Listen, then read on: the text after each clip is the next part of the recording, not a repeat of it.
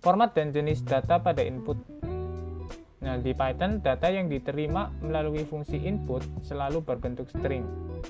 Tapi nanti ketika kita definisikan variabelnya menjadi satu tipe data tertentu, itu nanti akan secara sistemnya gitu ya. Secara sistemnya itu langsung mengkonversinya secara eksplisit gitu.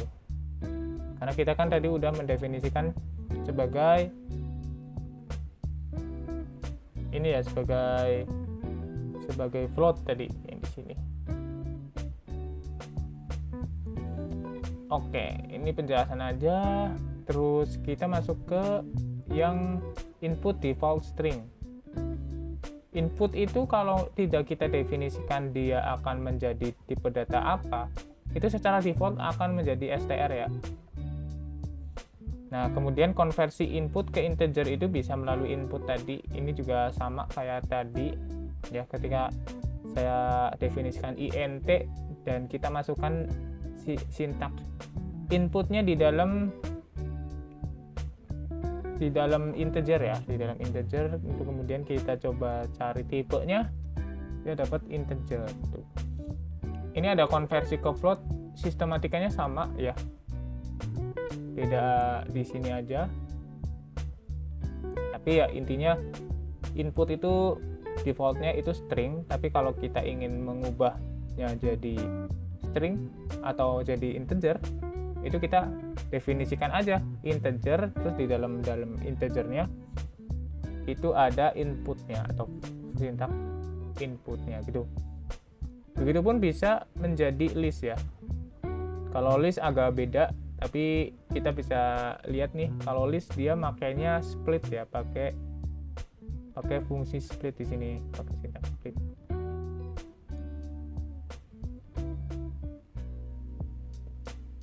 Oke, di sini sih case-nya kita inputnya 2,2 spasi ya, 2 spasi 4, spasi 8, spasi 10.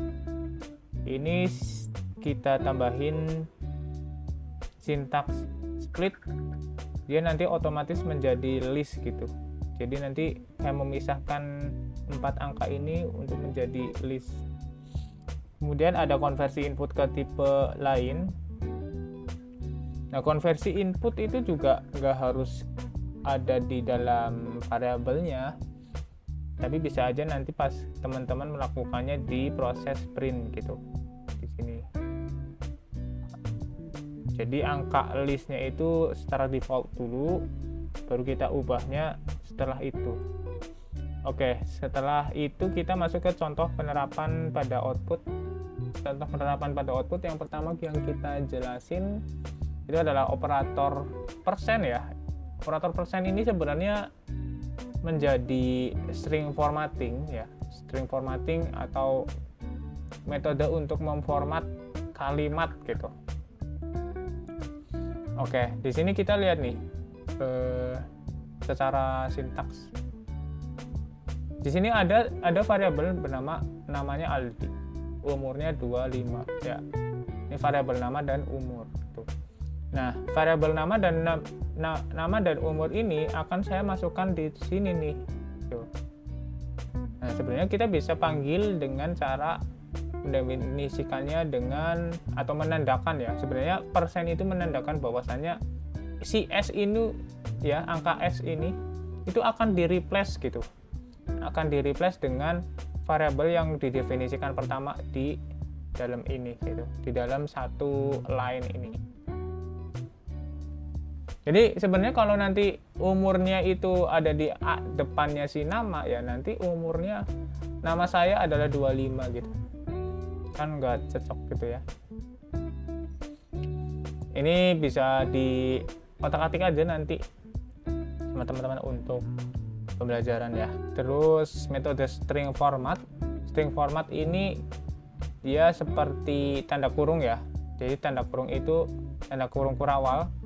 Jadi tanda kurung kurawalnya itu menjadi tanda ya, menjadi tanda atau menjadi sinyal bahwasanya oh ternyata tanda kurung ini harus kita isi dengan satu variabel yang ada di format ini gitu.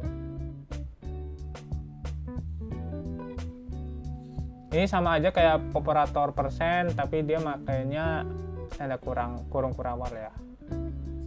Ini nanti dilihat aja sesuai teman-teman.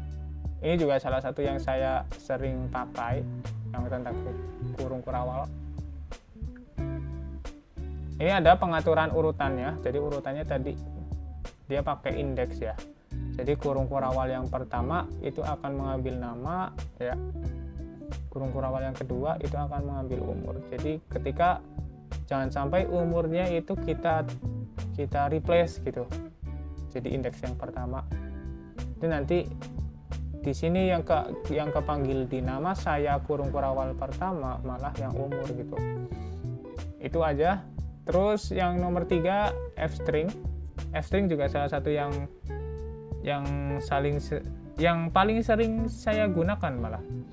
Ini karena dia simple ya, simple. Jadi kayak kita tambahin tanda kurung aja, terus dalam tanda kurungnya itu kita replace atau kita isi dengan variabelnya, tapi di dalam printnya itu kita harus kasih tanda F gitu sebelum tanda petik 2 gitu. Oke, terus yang keempat itu mengatur lebar kolom dan presisi dengan string format. Lebar kolom itu basically dia melakukan penaksiran. Jadi ini kan di variabel nilai pi itu kan 3,14159. Nah, di belakang komanya ada 5 angka. Kita ingin di belakang koma itu hanya ada 2 gitu kan, berarti kita harus bulatin gitu. Ini seperti fungsi round sih, tapi ini emang udah terbuilt-in di Python. Oke, selanjutnya menambahkan pemisah atau awalan tertentu. Nah, pemisah awalan tertentu itu bisa kita lihat di sini ya. Nah, di sini itu ada satu variabelnya data. Ini dia ngomongin soal list lah. Variabel data ini tipenya list ya. Nah, saya ingin memisahkan data-data yang ada di variabel data ini menggunakan strip ya.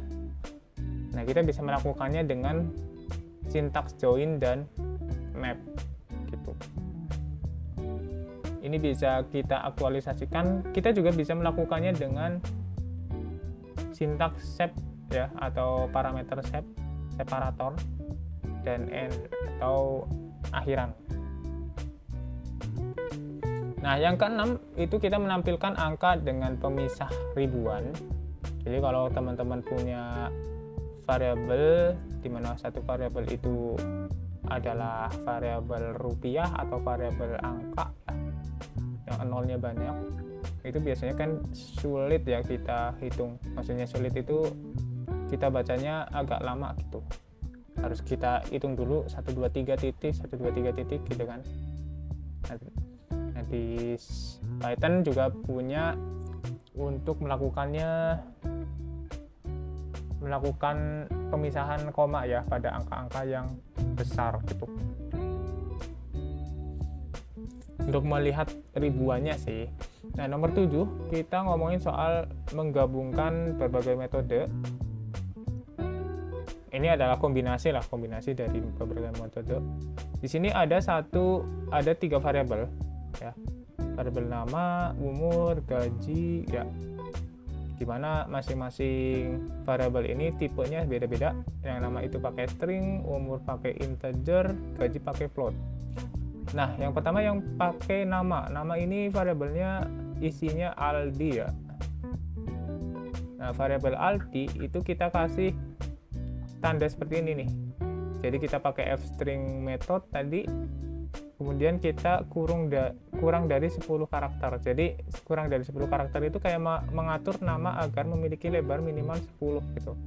Tapi kalau saya nanti ubah nama itu kurang dari 3 ya,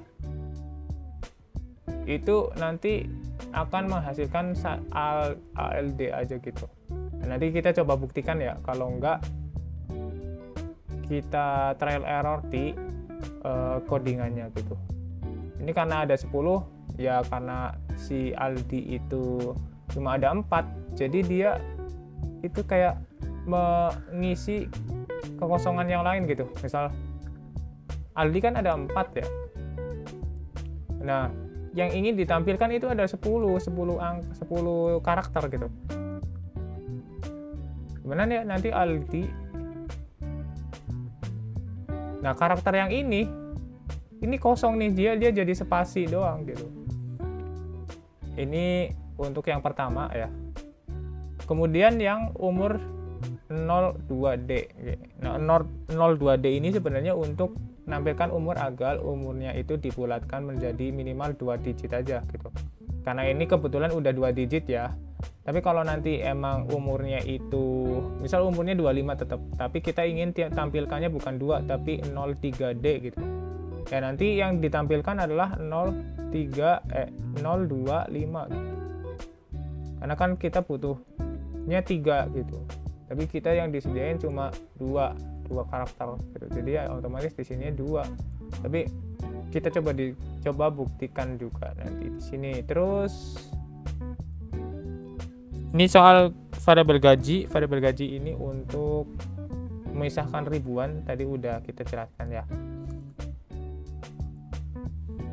Nah, kombinasi input ini adalah sebuah program sederhana yang memungkinkan seseorang itu berinteraksi dengan program, baik itu memberikan data dan kemudian menghasilkan hasil berdasarkan data yang diberikan.